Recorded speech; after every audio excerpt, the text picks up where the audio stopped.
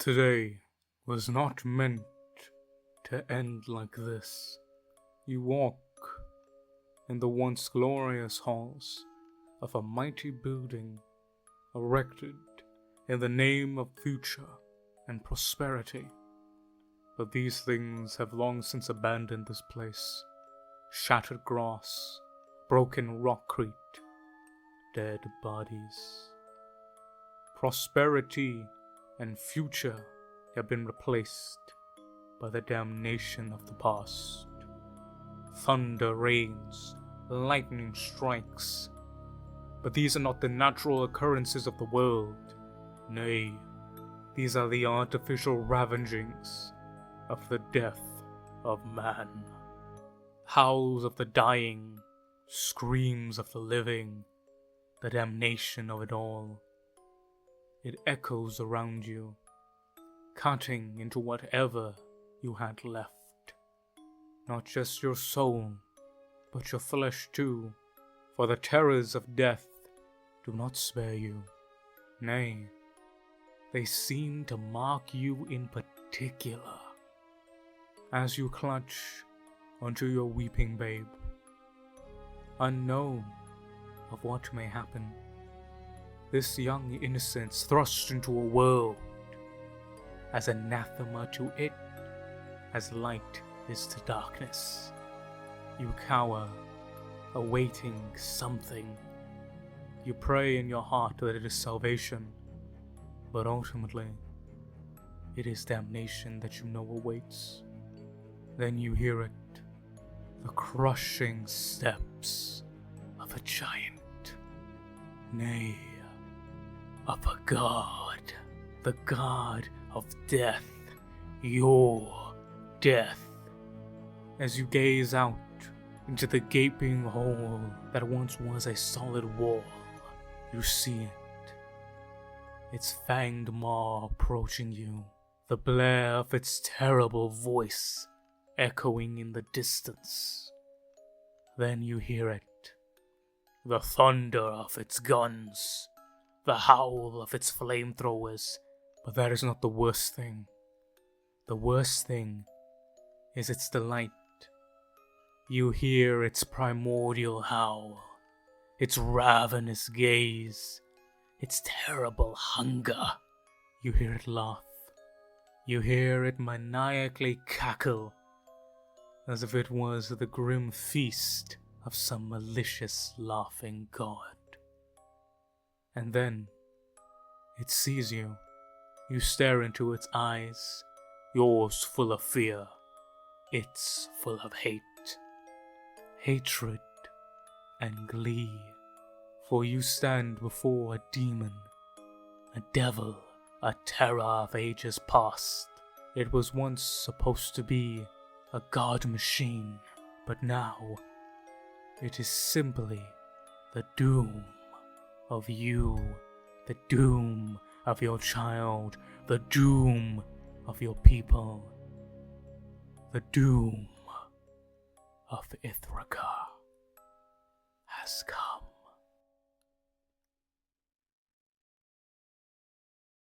Salutations Rangers, General Bradley 101 back again with some more lore, and today's video we're talking about something very sobering, and it's something that a lot of people seem to forget and misunderstand of Warhammer 40k. For today, we're not taking a look at the superhuman gene might of the Space Marines, nor we're taking a look at the ancient civilizations of the Eldari or the Necrons. No, we're looking at the savage butchery of the Orcs and the malignant evil of Chaos. We're looking at something far more human, but at the same time completely inhuman. Today, ladies and gentlemen, we're going to be taking a look at Titans, but not in any technical specifications. Normally when we look at Titans, we glorify them as the god machines of the Omnissiah, giant stompy robots with big chunky guns, and we often laud their awesome destructive beauty. But today I want to tell you about the true horror of Warhammer 40k. For when I say horror, some people may say demons. They may scream of the savages of chaos, the horrors of humanity, or the evils of the alien. But that's not the true horror. That's not the true terror. The true horror of Warhammer 40k is the feeling of helplessness, but more specifically, being but a single human in a battlefield of titans. For today, we're going to be taking a look at a story made by GW, an audio drama known as Honor the Dead. We will not be covering it in its entirety, that is for another video, but we're going to be examining a specific scene, and in my opinion, it shows the true horror of Warhammer 40k. But if you want to find out what exactly that true horror is, you gotta watch till the end of the video. But that's enough exposition from yours truly, so make sure to strap on in, grab a snack, buckle up, and let's take a look at today's video. For those of you who don't know, Honor the Dead is a short audio drama, about an hour and 15 minutes, which takes place during the Battle of Kelth. The Battle of Kelth, for you who don't know, is the betrayal of the Word-Bearers to the Ultramarines, which resulted in the Ultramarines taking about 60 to 70% casualties, and with the entirety of the Word-Bearer strike force being destroyed, only after 7 years of brutal underground warfare. Honor the Dead takes place specifically about a Titan battle, more specifically between the forces of Legio Ignatum, the Fire Wasp, the Chaos Allied Word-Bearers, and Legio Praesagius, the true messengers allied to the Ultramarines. And in this particular scene, we see a woman in the city. For, of course, the Loyalists will catch unaware. So, the traitor Titans of Legio Ignatum went into the city of Ithrica, and they began slaughtering the populace. Titan weapons on civilians. This particular lady, she rushes to find her son, and she eventually finds him. And in all the shattering madness of the evil, the horror and the terror, she clutches her young babe as she hears the thundering rupture of a warhound's megabolter, the terrifying shriek of its laser destructor. But most importantly at all, she sees the shadow of this horrifying beast, and she is utterly helpless. But unlike in the intro, the warhound doesn't take notice of her. But that's all I'm going to say for the story for risk of spoilers. Now that raises the question, why do I bring up this one particular scene? Well, Honor the Dead is just a really good audiobook. I highly recommend you guys listen to it. But more specifically, it shows the true horror of Warhammer 40k. Now you see, when we think of horror, as I mentioned, we think about all these very science fiction things. These very out-of-the-world things that can't really happen. Demons, Dark Eldar, Necrons, etc. It's very eldritch, very science fiction-y. But the one thing that all those elements don't have is a sense of realism. This one scene here shows the realism of Warhammer 40k. More specifically, it is an exaggeration of our reality. Imagine this. You are a civilian in a war-torn country. You're hiding in a bombed-out ruin of a shelter of a town or whatever. And then you hear the rumbling of tank treads, and you cower in horror as this 70-ton monstrosity of metal and firepower crosses your path. Without even a bare hint of a whisper, you pray that it does not even notice you exist. That is reality. That is a reality that many people in today, hundreds of thousands, are facing. That is something that can happen, and that is something that does happen. But now, imagine that terror, when what you are facing is not 70 tons, but well over 300. It's not 3 meters tall, but 13 meters tall. Imagine the sheer terror that you feel when facing something like a Titan. Because even with a tank, it's incredibly difficult for one man to fight a tank. But a well-placed shot here and there with a rocket launcher or maybe some type of anti-armor grenade, there's something that you can do. A tank is deadly, but if you get up close and personal to it, you can indeed damage it. With a Titan, there is no such thing. You can do nothing to a Titan. If you get close to a Titan, it will tread upon you. A Titan is a god machine. More specifically, it is an engine of war. It is a terrifying, malicious malice. Imagine this giant warhound, this devil dog, 13 meters tall, several hundred tons, spewing forth bullets the size of a truck, wielding devastating weaponry, a laser that can sunder cities, or even worse, a giant flamethrower that can turn buildings into ash. That is what you must fight. That is what you must face. That is what you must pray never gazes eyes upon you. What are you to do there? You, a cowering human, clutching onto your loved ones. What is it that you are supposed to do in that scenario? Pray. That is what you're supposed to do.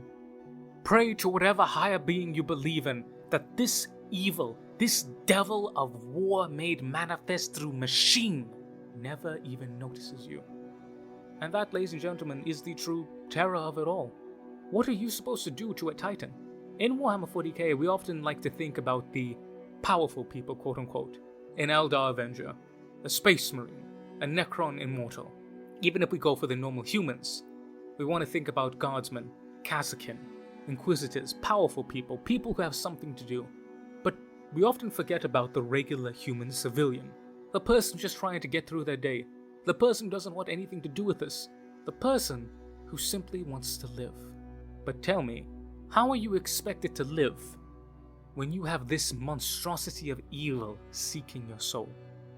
Billions of humans died during the Horus Heresy, but what we don't often take into account is that most of those were simple men and women running away from evil. It is often said that the first casualty of any war is truth, and that is very true. But the truth of it all is that the people who suffer the most are not soldiers, they're not governments, they're civilians. People living there, people who have to pick up the pieces, people who have to bury the bodies. And in Warhammer 40k, think about it. You have Space Marines, demigods, you have Titans, literal manifestations of god engines of war, Baneblades, super heavy tanks, these giant monstrosities, orbital bombardments that can ruin cities, life-eater viruses that kill the very earth you stand on. We often like to think of Warhammer 40k as a power fantasy, and to a degree that is true. But ultimately, for ordinary people like you and me, if we were in Warhammer 40k, we wouldn't be a Space Marine. We wouldn't be in a Super Heavy, wouldn't be a Titan Princeps. We'd be that one random poor bastard running away from the giant warhound screaming death. That is what we would be. We'd be nothing more than that. And in that, we would suffer. We would die. And it would not be slow death. It would not be peaceful death. We would die cowering, begging, pleading, crying unto God Almighty to save our souls, to the God Emperor himself, to please do something. Not like this, anything but this. Let not this be my end. But for many people, that was indeed their end. That was all they had left, was death. Slow death, terrible death, painful death, a horrific death. And that is what we as the fandom forget. The true horror of Warhammer 40k is not by a Space Marine, not by an Eldar, not by a Necron, not by a demon. The true horror is being a normal human being and realizing that you are truly, completely, and utterly helpless. There is nothing you can do. You are powerless. You are less than powerless. You are weak. All you can do is pray. And in the end, prayer isn't enough. For all that the gods of Warhammer 40k will do is laugh as they thirst after your soul. For in the grim darkness of Warhammer 40k, there is no peace, there is no prosperity, there is no hope, there is no future. There is only death, there is only damnation, there is only carnage. For in this universe, the galaxy burns. For here, for now, and for always, there is only war.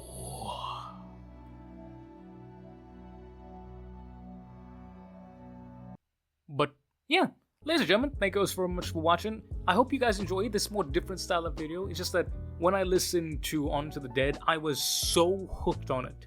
That one scene in particular really hit me hard, and it made me realize, hey, in Warhammer 40k, the worst thing isn't a demon, it's the fact that, you are a regular human being hunted by a Titan. Imagine how scary that is. Because that could happen. in our own real world, we're gonna have wars, that's damn certain, and we're gonna get bigger and bigger vehicles. Not as big as a Titan, mind you, but definitely bigger than what we have today. And that horror about being helpless as a giant machine searches for you, as it destroys your cities and kills your fellow man, that is real, and that is the true worst horror, because it's a horror that you and I, God forbid, may one day experience. Also, I probably should have released this video during Halloween, but it is what it is. But let me know what you guys think down below. And I want to say a massive thank you to you guys for watching, and an even more massive thank you to my members. Big shout out to my Lieutenant tier members, Mr. Eddie V3 and Miss Withdraw of the Void. Big shout out to my Sergeant tier members, Mr. Damiak, Mr. Andy McGee, Mr. Warsmith.Fireheart, Mr. RB20 Guy, and Mr. Corns Butcher.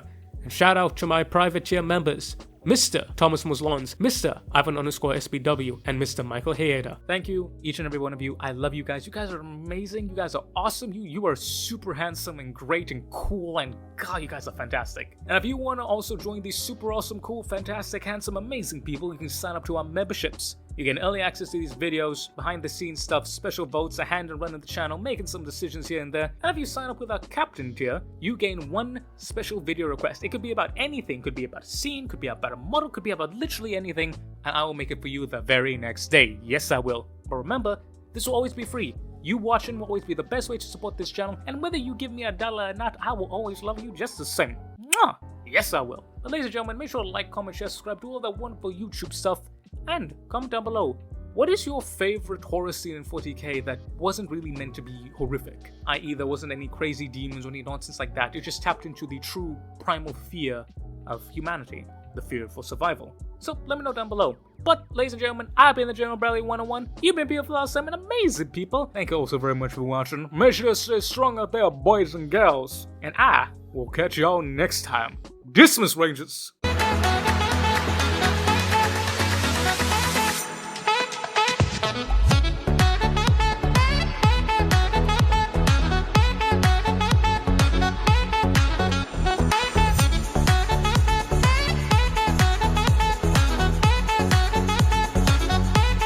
Seriously though, go and read On to the Dead. It's a good book. Also, read the entirety of the Shadow Crusade and Cal series. It's also a really great book. God, I love 30k.